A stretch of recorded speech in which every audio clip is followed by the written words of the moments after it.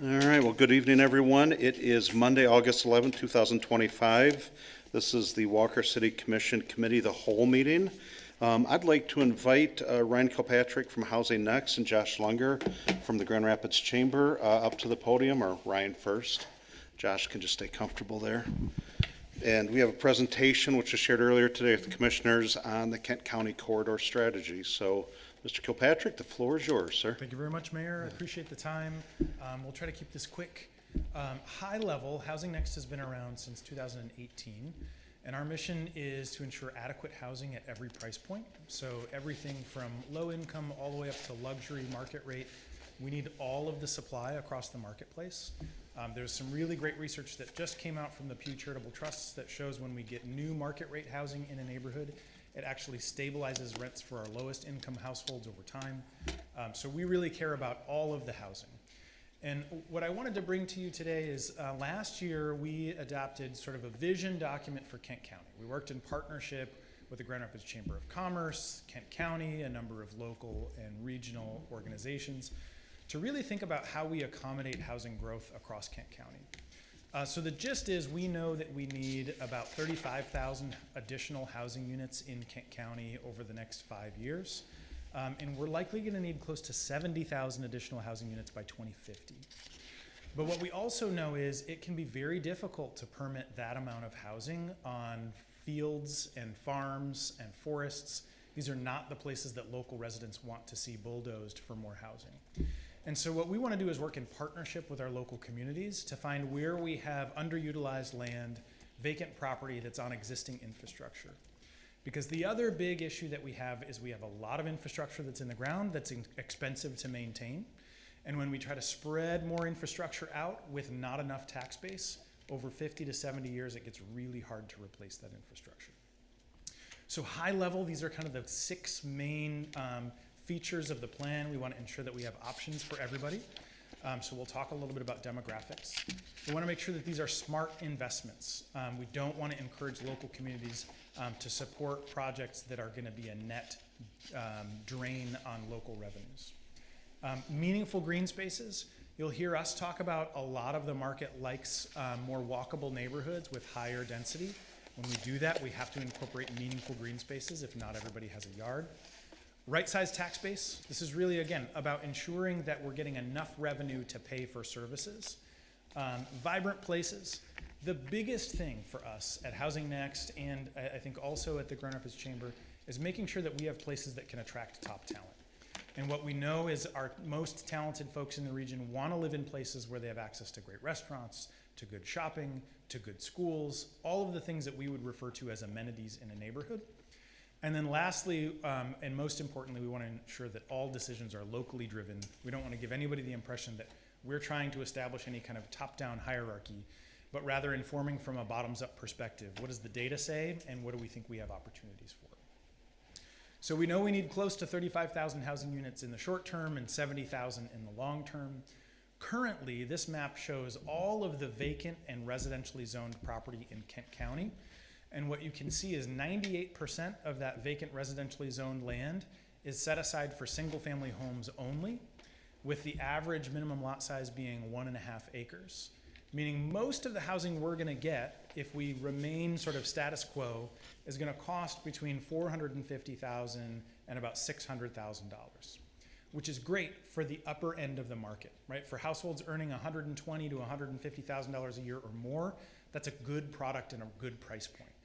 But we also want to be sure that we're creating enough opportunities for our teachers and our firefighters and our police officers and our sheriff's deputies who are earning $50,000 to $90,000 a year, working 50 or 60 hours a week, but can't afford a $450,000 house. And so the other thing that we know across the country from the National Association of Realtors is that roughly half of the marketplace is looking for walkable and amenity-rich neighborhoods. Places where they can walk to get a cup of coffee, they can walk their kids to school, they've got those amenities embedded in the neighborhood. Now, the important thing is the other half of the market still really likes drivable suburbs and more rural places, right? Half of the market wants to not have to see their neighbor or to have a big expansive yard. The other half of the market is looking for options like this. Now, the other thing that we have to recognize is we have very little of that walkable and amenity-rich kinds of neighborhoods in the community. So if you think about the success of Gaslight Village in East Grand Rapids, of the new Ada Town Center, those are strong indicators that there's a lot of demand for that walkability. The other big issue here is our demographics. Almost 2/3 of all households in Kent County are single adults or couples with no kids at home. So think about all of the friends that you have, whether they're baby boomers or the young professionals who don't yet have kids or whose kids have grown up and moved out. They are representative of the majority of households in Kent County, and that's similarly the case across the state of Michigan. And so what we have is a marketplace where 98% of our vacant residential land is oriented towards big families with a lot of kids, whereas 62% of our households have no kids living at home. So we need to start to right-size the housing options that we have. We also need to start right-sizing the amount of infrastructure that we use on a per household basis. Currently, the more we spread out minimum lot sizes and the more we spread out minimum acreage or lot width, the more infrastructure we require per household, which means the more expense we're adding on, right? A linear foot of sewer and water and road costs the same whether it's serving one home or 3 homes. And so where it makes sense, we really want to work with local communities to define those neighborhoods where we can have smaller homes on smaller lots that might be closer together, where you've got good, meaningful green spaces, but also a really tight, walkable fabric. So when we did the analysis, we identified 32 corridors. You can see in Walker, we're looking at Lake Michigan Drive, Leonard and Remembrance Road, and Wilson Avenue. Those are the primary corridors that we said, hey, these might be good opportunities for growth, to utilize existing infrastructure and find vacant and underutilized properties that could create these more amenity-rich kinds of neighborhoods.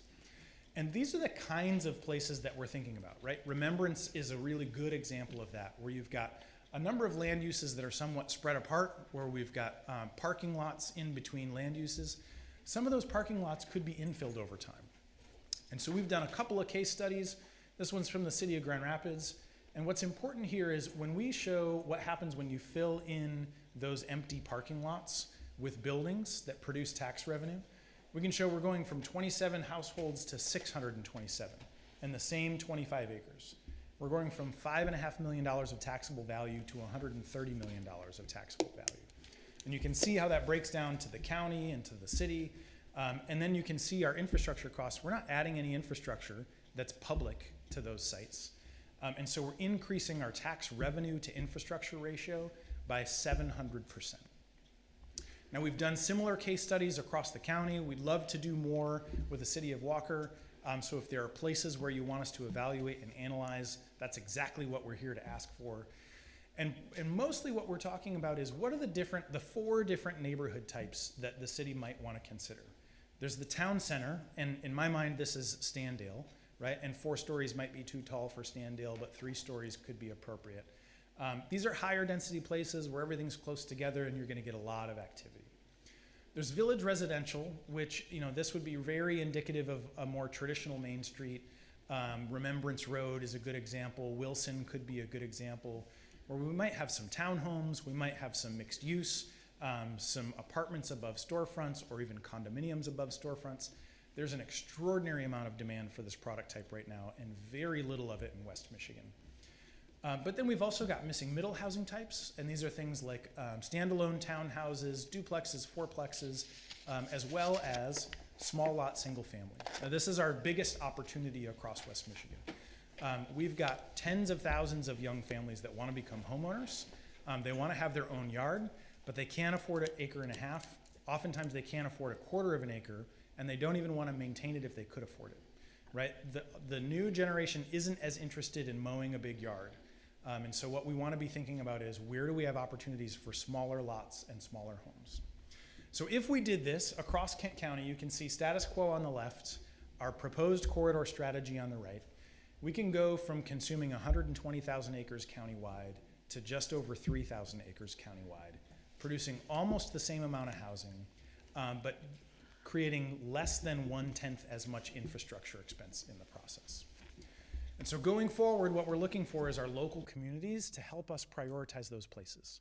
When you've got a place where you say, you know what, this might be the spot where we want to allow a little more density, where we want to leverage the existing infrastructure, or we've got land use patterns that we're not crazy about today, but we're not sure how to transition into the next step.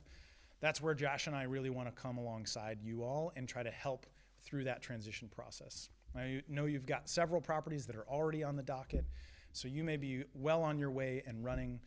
But as you prioritize, we want to work with you on the regulatory framework to make this work while still maintaining local neighborhood character and that tax base that's important. We also want to work with the developer on financing to ensure that they're able to make these pencil. And then sometimes we also have to ensure that the street infrastructure is appropriate. Lake Michigan Drive is a good example where having a residence that fronts on Lake Michigan Drive is tough because of all of the traffic. And so either we have to buffer that traffic with some green space, or we've got to figure out how do we orient the property so that it's not right on Lake Michigan Drive. We're creating some sense of separation so it feels like it could become a neighborhood over time. So with that, I'm going to invite Josh up to talk a little bit about the role of the chamber in Housing Next, and then together we can answer any questions. Thank you, Ryan. And I'll be very brief because I hate following Ryan when I talk about things. But it's been a real pleasure from my time in my career to work on housing issues. And I think I'm past the point now where people are like, why does the Grand Rapids Chamber care so much about housing? Well, we represent 3,000 employers in Greater West Michigan, and a lot of them have said that availability and affordability of housing is really key to where we go.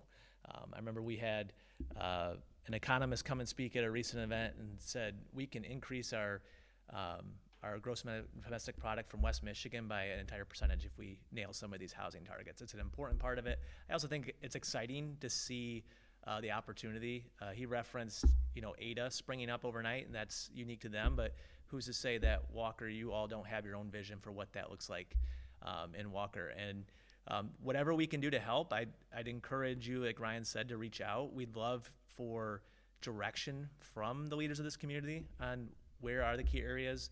We're working on a couple sites right now mainly in Grand Rapids and Wyoming, but Kentwood's taking an interest, trying to match development and investors with some of these exciting opportunities where there's already a little bit of momentum, but you've got to put a stake in the ground and kind of try to push over the edge.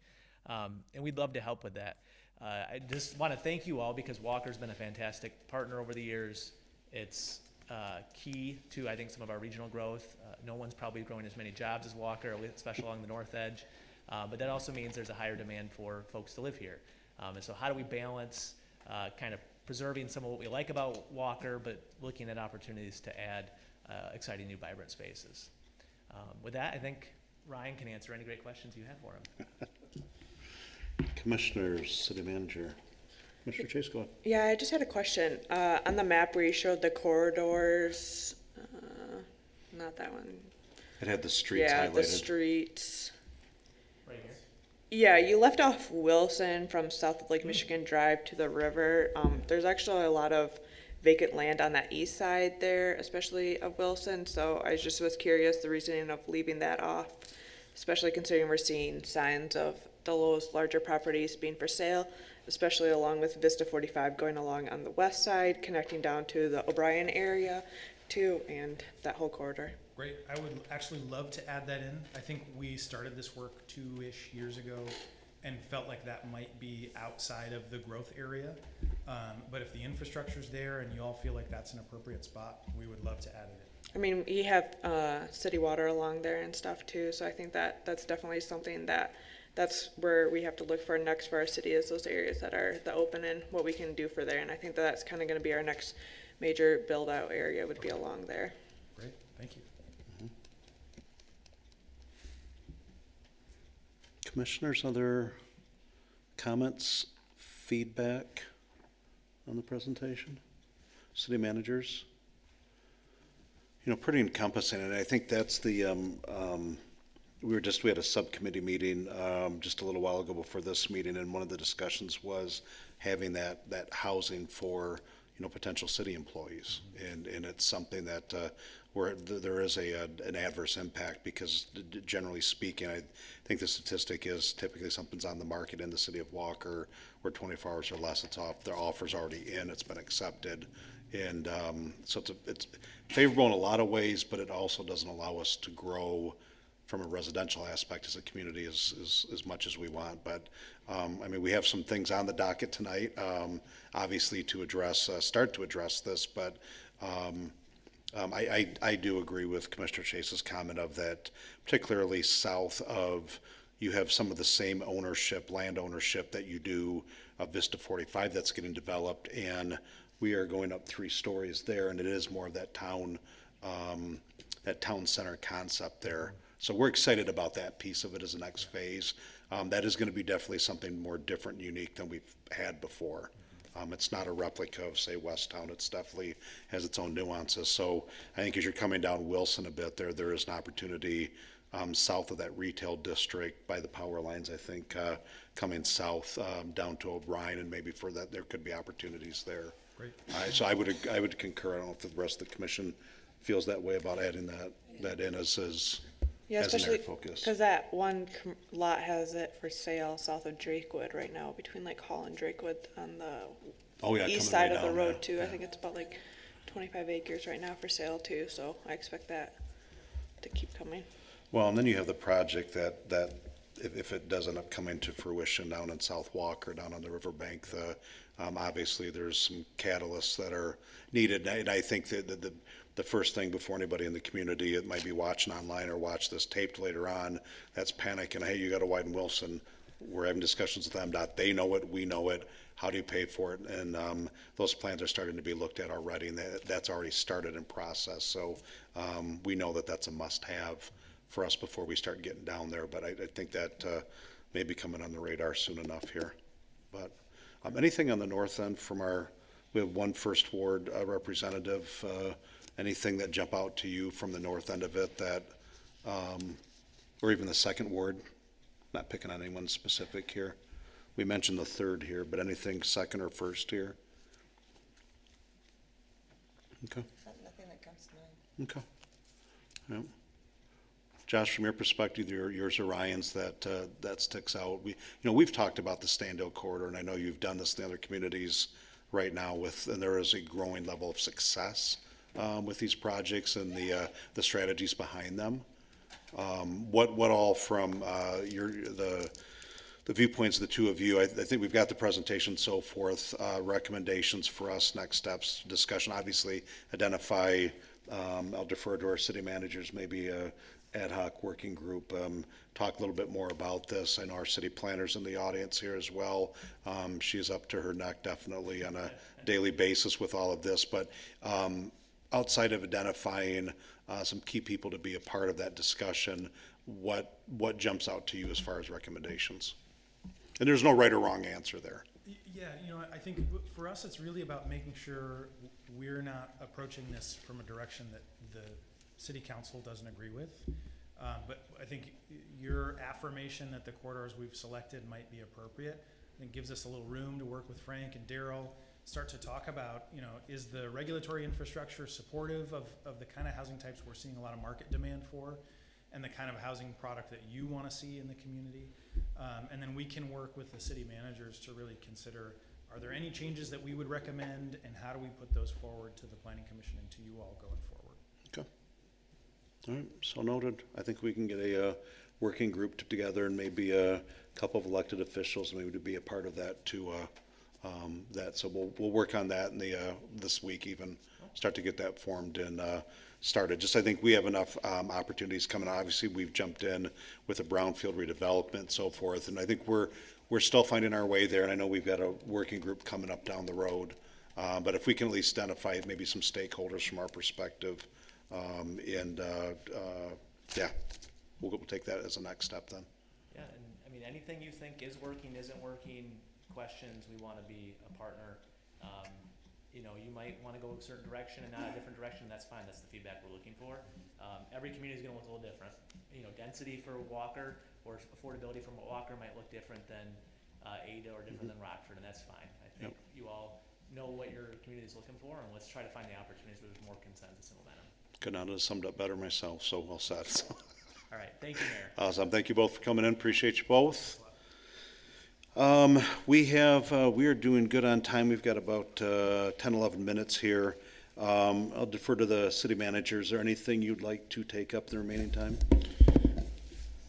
I think we can jump to the consent agenda, maybe talk about those two items there if there's Okay. any questions. I'm going to invite Chief Schultz up to the podium if I could, please, a second. Chief, could you give us a little background, please, on the auto aid agreement? You know, where we're at right now, what the benefits would be from that, so then we take this up at 7. We're ready to go. Sure. Yeah. Good evening. So as we begin our assessment of all the fire department operations, what we try to look at is where we can leverage some partnerships.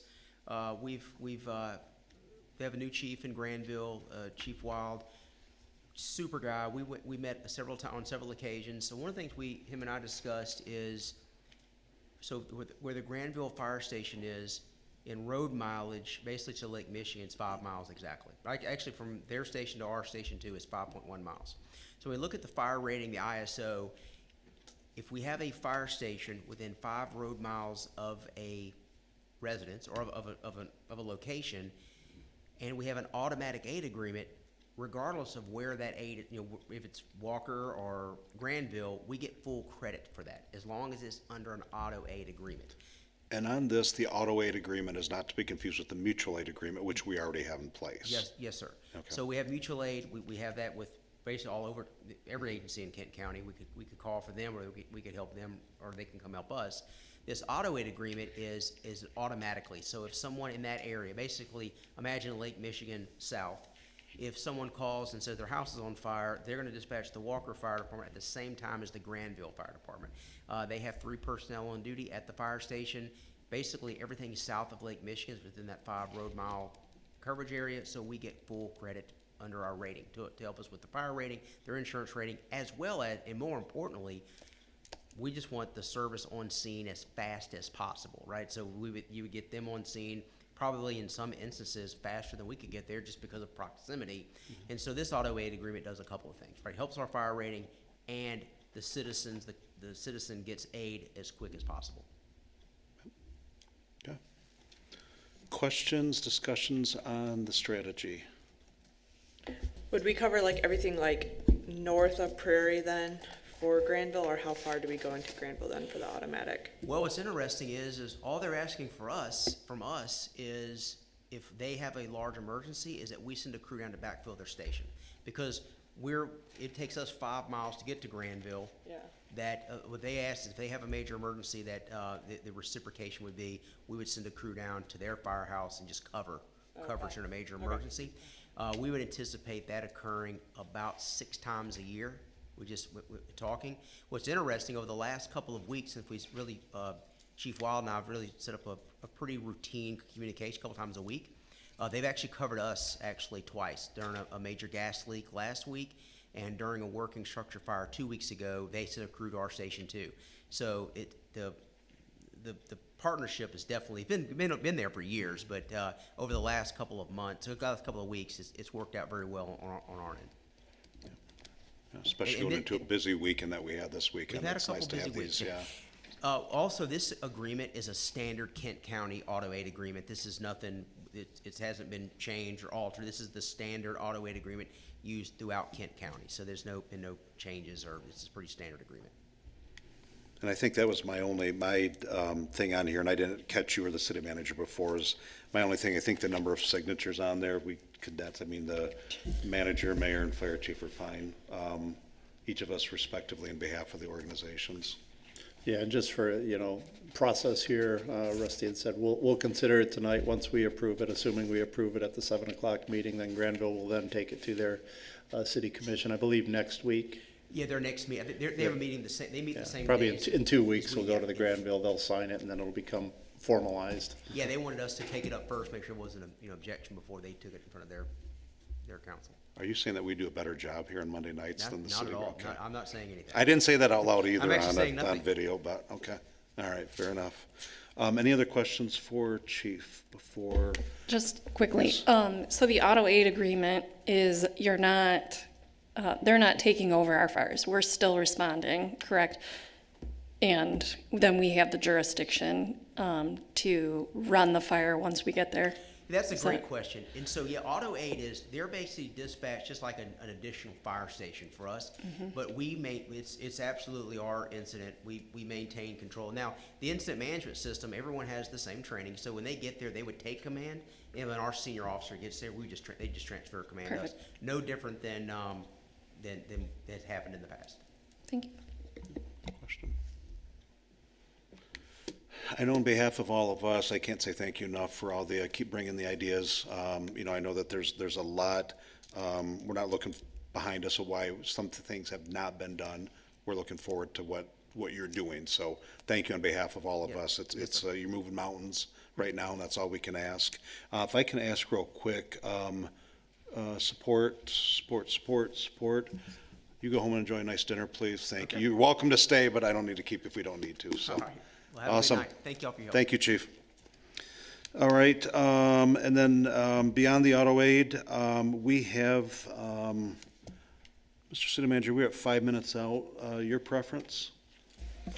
Well, I think we have the two plats to consider, but maybe we could at least talk about the Kennewick Hills request for the gaming license. Well, Yes, to anybody from Kennewick Hills here? The senior all night? I mean, this is pretty standard. It's a senior all night party. So basically, by state law, they have to request support from the governing body of where that, so they're, where they're gonna host that at. So that senior all night party, they've asked for us to recognize there's minutes, bylaws and so forth in the packet tonight. Any questions on that from a discussion standpoint before? Okay. yeah, we had a similar request a couple meetings There's a ago. wrestling, if I Wrestling remember club, right. Yeah. so same thing. Usually see a few of these a year from them. All right, and then, why don't we, we'll see what we can get done with manager, mayor comments, so I'll turn over to our city manager. Welcome back, by the way. Oh, thank you. Really no other comments. I just had a question. If any of our commissioners are interested in going to the MML conference, which is here in Grand Rapids in September, let me know if anyone's gonna make it. So, There was discussion amongst the mayors of being a host group, because it's being held in Grand Rapids, which you can just drive downtown, but I will probably attend on that, so I should register if you're willing to do that, thank you. yeah, I mean, get in touch with Dan so you can give him all the Okay. info and run it through his office if you're interested in going. I know it came up, it was on their update meeting today, so just as a reminder. And then, as you know, sometimes our city attorney will host a dinner too, so if you're interested in that, let me know and we can let him know as well. Could you just send us an email or something with the dates Oh. for that? Yeah, Or can I- somebody? I know we had an Cause- MML email, but I don't remember the date. And I think I Coming read up, it. it's like the September fourth- 17th through 19th Okay. are the dates, Well, but there I'll you send go. an email. Just reply to me if you're interested in going, so I can let Jeff know, especially on that part. Yeah, I'll be in for that, for sure, Okay. so. Thanks. Okay. Anything else on your list? Okay. So, city manager, Commissioner DeShane, Nothing for me. Commissioner Chase. Appreciated going to the Finds Illustra National Night Out on Tuesday. Great turnout by the community there, and special thanks to our police and fire for engaging with the kids and all the vendors there. Emmett greatly enjoyed it. Nah. I saw that. Awesome, thank you. Commissioner Groders? Commissioner Babcock? Public Safety just met again before this meeting. Another great update from our new fire chief. Just excited to continue to see what he's been doing and is working on. So lots of training on our staff and developing our team to make this the best fire department in the area. Commissioner Gilbert? All right, Madam Clerk? I've got 1 minute. I'm going to reserve the floor for, I got a couple things on here, but I won't be long when we get done. So as soon as that clock flips, we'll get started. And you have invocation. Yep.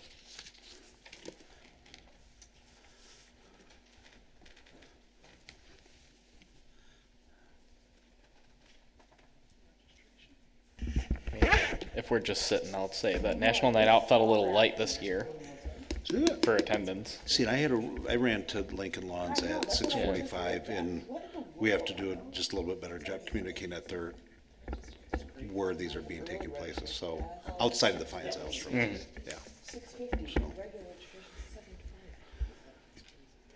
Awesome.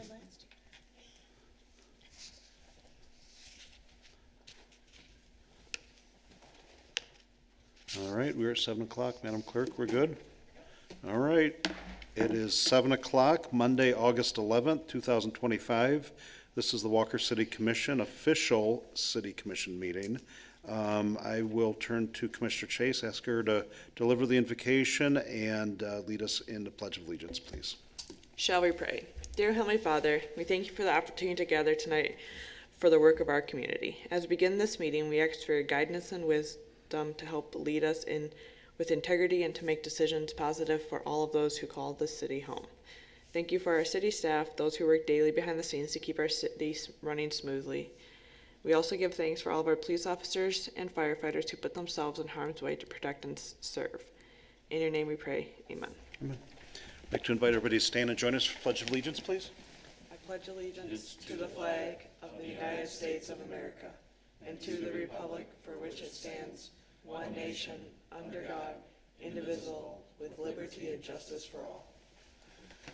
All right, thank you all. If I could please ask the clerk to call the roll. Mayor Carey, Present. Commissioner Gilbert. Present. Commissioner Babcock. Present. Commissioner Groders. Present? Commissioner Chase. Present. Commissioner DeShane. Present. If I could have a motion and support, please, for the absence of Commissioner Burke, Support. of Gilbert, and Chase. All those in favor, please say aye. Aye. Those opposed? Thank you all. Next on the list is public comment on agenda items. Public comment on agenda items. As you, pardon? Minutes, oh, you can come on up. Sorry, I did it on the wrong line there.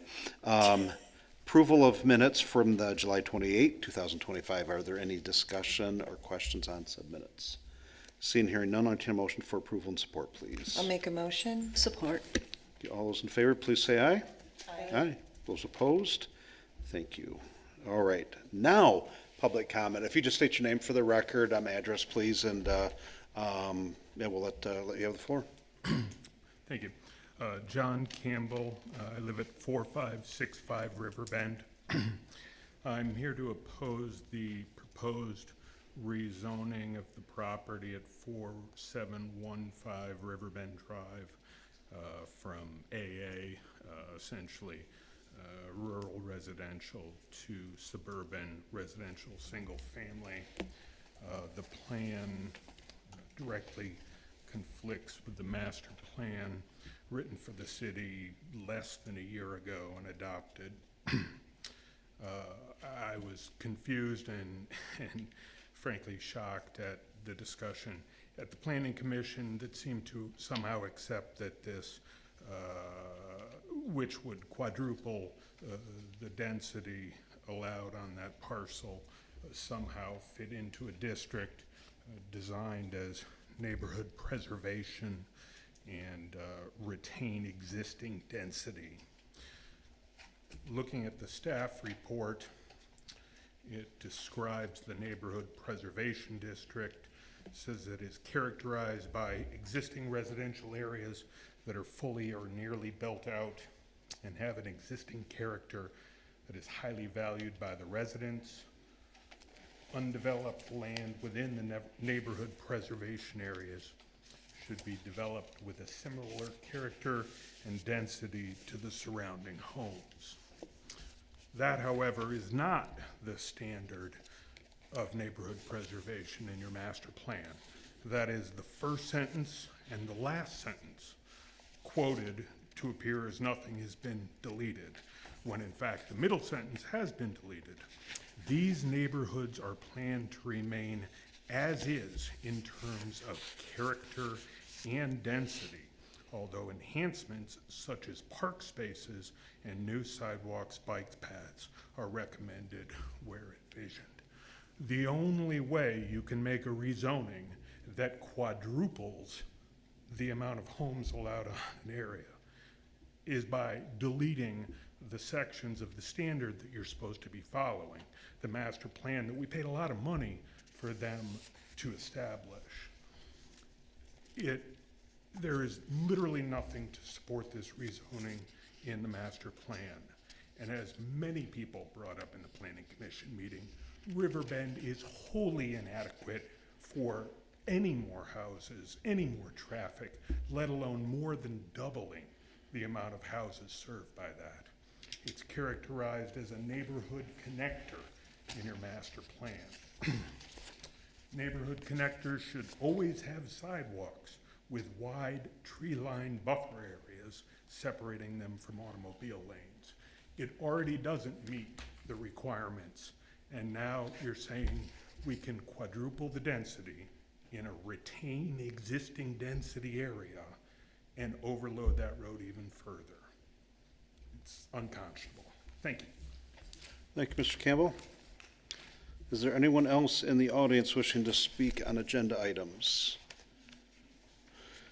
All right, moving on, consent agenda. We have two items. One is the expenditures in the amount of $650,880.72.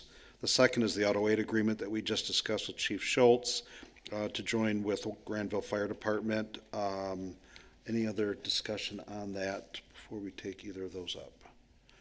Okay, I'll entertain a motion for approval and support on the consent agenda, please. I'll make a motion. Support. Commissioner Chase, Commissioner Babcock, all those in favor, please say aye. Aye. Those opposed? Thank you. And by the way, who made the motion on the minutes? I did. Thank you. And then who was support? Melanie, I think. Groters, okay, thank you. I missed one of you, so, sorry. I know our clerk has it, but gotta keep mine. Next on the list, Resolution 25-768 is our final preliminary plat for the Waterford Reserve piece. I'll invite our city planner, Paula Preby, up to the podium. And we'll keep you up here for this first one, and then maybe keep you close by for the ordinance in just a second, so, for any other questions we may have. So, go ahead, you have the floor on 25-768. Thank you, Mayor. So this project is coming to you on recommendation of the Planning Commission. It's a final preliminary plat. This is kind of the large middle step of the platting process. You approve, the Planning Commission recommended the approval of the temporary or tentative preliminary plat, which is the first step, back in December of 2023, and it came to the City Commission in January of 24 and was approved, and the applicant went through the next steps in the platting process, going to the plat board, the county drain commissioner office, and doing additional work on their own plan set, bringing that project back to the Planning Commission. It was heard on June 18th of 2025. A public hearing was held. 5 neighbors spoke about the project. Ultimately, the Planning Commission made a motion to recommend approval of the final preliminary plat to this board. And all of this process is outlined in section 18.08 of the zoning ordinance. That's the subdivision ordinance. And we're following that process and bringing it before you today. This plat has 52 single-family residential lots on both existing and new public roads that will have full public water and sanitary sewer services. This is the final residential component of the Waterford Village PUD. There's still the commercial outlot component closest to Lake Michigan Drive that hasn't come before the Planning Commission yet, but the residential components will be rounded out when this project gets underway. One thing that changed from the tentative preliminary to the final preliminary plat is that they phased the project. There are, I believe it's 11 lots that front the existing Marlboro Street that have full utility access stubs in there at this time. And so with the approval, that is phase 1. Those homes will, if approved and that gets underway, those lots will be able to be built upon when all the rest of the Planning Commission conditions of approval are met. And the remaining lots, I believe it's 41 further lots, those need new roads built. And so that will take some time. And I believe there's a representative from the project in the room as well, if you have further questions. All right. Commissioners, any questions on the request in front of us? Any details? All right, I think we are good on that end. I guess with that in mind, any questions for the representative, either for Paula or for representative from Excel? Seeing, hearing none. I'll entertain a motion for approval and support then on 25-768 then. I'll make a motion. Commissioner DeShane, Support. Commissioner Chase, all those in favor, please say aye. Aye. Those opposed? 25-768 is passed. Thank you. If you want to grab a seat, we'll get to the next one, so thank you, just in case. So, the request from 25-769, we just discussed, the Kennewick Hills Senior All-Night Party. I see nobody from Kennewick Hills here. Thank you for attending too, by the way. Nobody from here, pretty standard protocol of what we're being asked to approve here. Is there any questions or discussion on the request? Seeing, hearing none, are there any current Kennewick Hills parents that would like to make that motion? I will make the motion. Thank you. Support? Support. Have to be quicker, so I'm just kidding. Commissioner Babcock, Commissioner Gilbert, and support. All those in favor, please say aye. Aye. Those opposed? Resolution 25-769 is passed. Next is ordinance 25-529 for the first reading to amend the zoning ordinance and map to rezone property at 4715 Riverbend Drive. I'll again ask our City Planning Director, Paula Preby, to give us a little bit of background on this and how we came to be where we're at right now. Thank you, Mayor. Yes, this is a rezoning recommendation coming to you from the Planning Commission. It's for a property 4715 Riverbend Drive. It's currently zoned AA Agricultural, and the request is to rezone it to SA Suburban Residential Single Family. This was heard at the Planning Commission just last week. The request came into the Planning Commission as a rezoning and site condominium review. The site condominium component was ultimately tabled at the Planning Commission to give the developer time to review several items that were brought up during discussion, including the street layout within the development and some drainage concerns. The discussion also yielded many concerns regarding traffic in the existing neighborhood, particularly along Riverbend Drive and Kennewick Avenue, and particularly for cyclists and pedestrians. At this time, the Planning Commission tabled that component, so what's coming to you is just the straight rezoning request. There's been a lot of discussion in the past about making sure projects come to this board with a approved PASP, that is a preliminary area site plan. Those only come along with planned unit developments. So those are specific to our PUD districts. Non-PUD districts, what you might hear called straight rezonings, don't have any of the PUD flexibility associated with them. So any project that comes in under one of our straight zoning districts like the SA must fully meet all of the requirements of that district and the zoning ordinance. There's not flexibility given in these districts. And you'll see a note in my memo on the top there.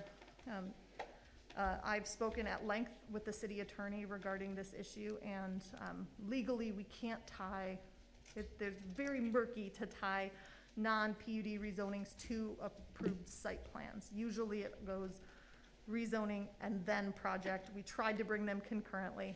The site condominium needs some further refinement, and so that got tabled. The rezoning, with all due respect to our resident, he is absolutely the expert on the conditions of the neighborhood there. It is my professional opinion that this rezoning is in line with the master plan. It does, it is the neighborhood preservation designation is the correct designation that is given here. And developing the land within the neighborhood preservation district that is undeveloped should be developed with similar character and density to the surrounding homes. That's directly from the master plan. I believe, and the Planning Commission concurs, that this. Mr. Campbell, that'll be the first warning. I gave our police department the night off tonight. The second warning, they won't be. Thank you. Please. That's what's in the master plan. It is my belief and the concurrence of the Planning Commission that this rezoning request is in line with the city's master plan. It would be an increase in new housing if the site condominium is approved. That's currently looking at 27 units. That would be an increase in units from the existing neighborhood. The density that we currently see in the site condominium is lower than the density of the existing surrounding residential neighborhood. The overall density of the neighborhood would not increase because density is a calculation of units over area. And so looking at that, then the proposed development in line with the SA suburban residential single-family district will be similar to or lower than the existing surrounding neighborhood's density, units per acre. So again, this is just looking at the rezoning. Let me read one more sentence from my report here. At the request of the city attorney, in review of this rezoning request, the board should look only at the question of the rezoning and the uses permitted in the new district, and not at any particular site plan that may or may not come at a future date.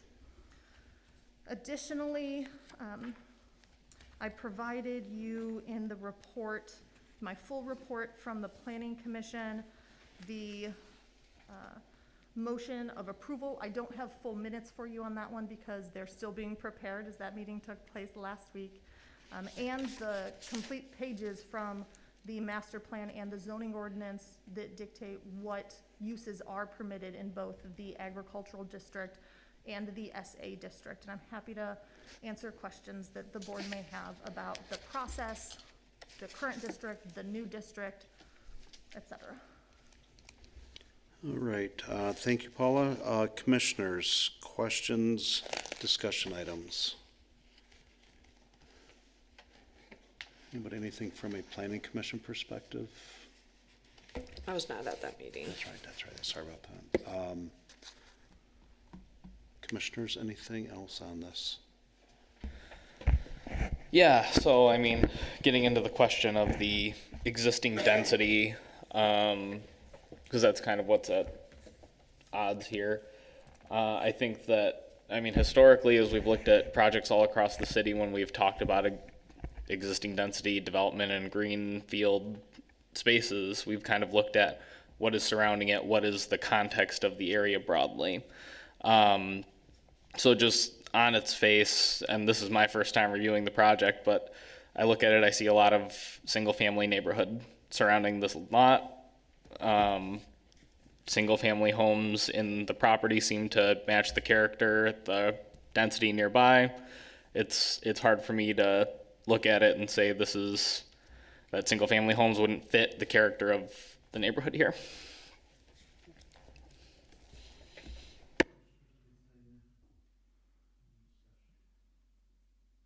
Sorry. Any other discussions, questions? I agree with what Steve said with seeing that the neighborhood to the north and to the east of that does match with what would be going in there to match with the SA for there. Yeah, I mean, really everything wrapped around it is SA. single-family homes. Yeah. Okay. All right. In a couple of minutes, Mr. Campbell. Thank you. Any other discussion, commissioners? Anything further from our planning director? We do have a representative, the applicant present, Yes. if the board has any questions or comments for him. Do we have any questions? Mr. Craker is here from JBH Homes. Is there any questions for him? I'd love to just get a sense of what is going on to the property a little bit, since we're not looking at kind of the planning commission level, just to get a feel for what the project will be. Okay. All right, Mr. Craker? Hi, Dale Cracker, JTB Homes. This is kind of a preliminary plan, what we're showing here. It's a total of 19 acres, and we show 27 lots. These three will be meets and bounds splits, which matches up with some of the other lots around this. This will be done, as mentioned before, as a site condominium with a public road. So what we did is some of the traffic calming is we come into the entrance with a 90-degree here and then another 90-degree to head on out. We found that 90-degree bends are the way to slow down traffic through here. And so, and we're doing this as a site condominium versus a plat. In the state of Michigan, more and more people are switching from plats to site condos. For instance, we have a plat now that we're trying to get approved. It's been in the works somewhere between 3 and 6 months, just going through the state process. And so basically on the east side of the state, they're all doing site condominiums, and it's slowly working over to this side. It's just a faster process. But with it, we also will have a homeowners association, which will take care of the landscaping here along River Bend, and then also this stormwater detention pond. Okay. Commissioners, questions? Mr. Cracker? Okay.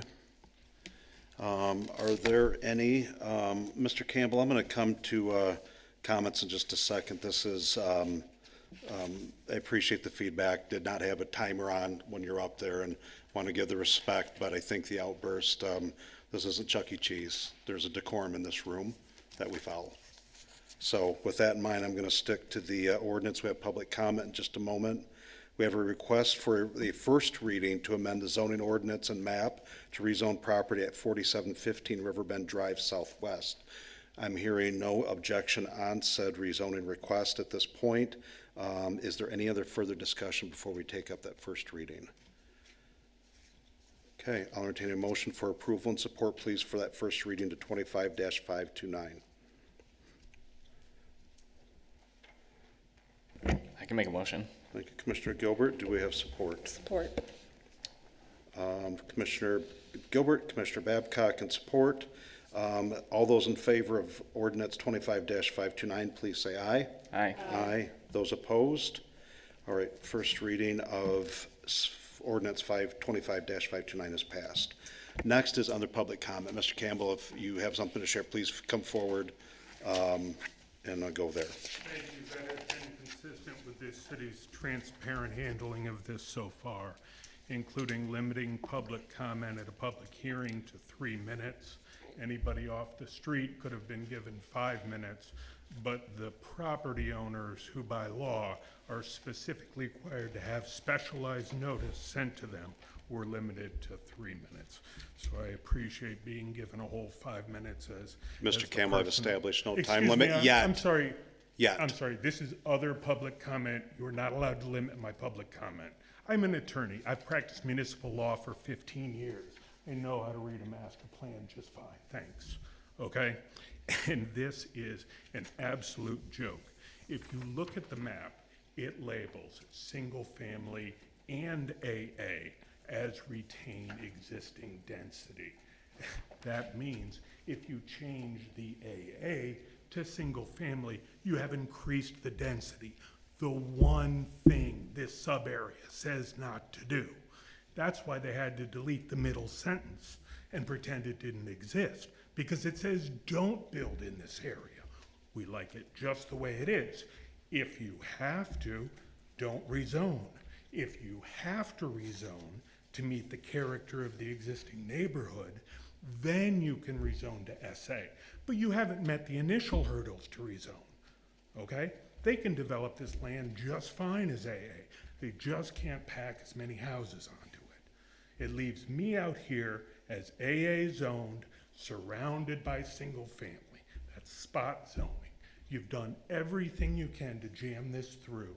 It's not gonna hold up. Everybody should retain all their communications, even if it's not a public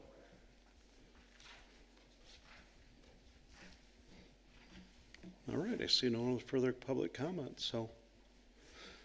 All right, I have nothing further to add to that. Although an attorney, I think we would know the decorum in a commission chamber, but I'll leave it at that, so. That being said, no other public comment? Okay. Commissioner, City Manager comments. Did we get all that? Is there anything further to add? Coming around. All right. A couple of quick things. One, I'd like to give a National Night Out was great. Thanks again to Fine Zylstra for just coordinating everything, hosting. Great job by all of our city teams being on site there and just representing the community well. But then also over to Lincoln Long's, 20 plus years, a longtime resident, Lee Hopo has always organized, he still hosts it, but you have Mr. and Mrs. Moore now.